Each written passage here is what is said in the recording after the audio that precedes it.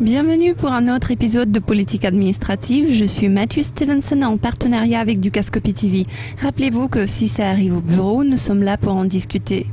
Notre email vient de quelqu'un du Brésil qui nous pose la question suivante. Une société américaine m'a fait une offre d'emploi, mais je ne suis pas américain. Est-ce que ça va marcher ?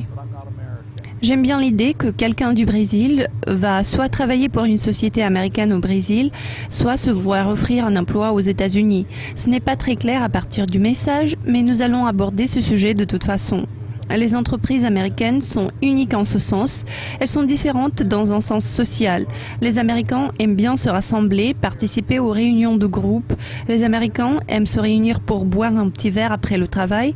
Je pense que la culture brésilienne et la culture américaine ont beaucoup de choses en commun. Donc je suis heureux de constater que les choses se soient bien passées pour vous au Brésil et je pense que vous pourrez bien vous sentir très à l'aise au sein d'une société américaine. Les entreprises américaines ne sont pas convenables pour tout le monde. Certains Européens ont du mal à s'adapter à la conception américaine de leur bureau. Très souvent, ils sont très mal hiérarchisés. Les juniors, les spécialistes de niveau intermédiaire et les cadres supérieurs pourraient tous rivaliser en termes d'idées concernant la gestion de telle ou telle chose et ça peut être assez déconcertant.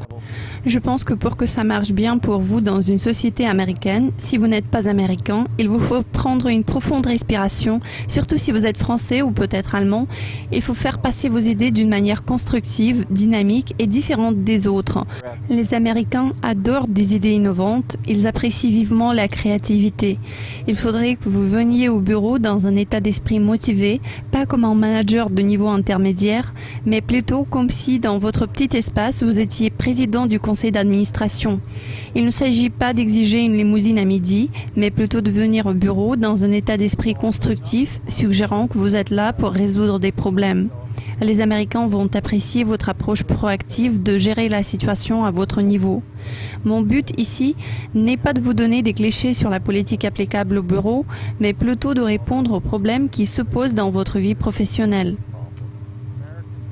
Enfin, je pense que pour bien travailler pour une société américaine, il vous faut avoir un bon sens du relationnel et être assez sociable, car les Américains aiment beaucoup se réunir.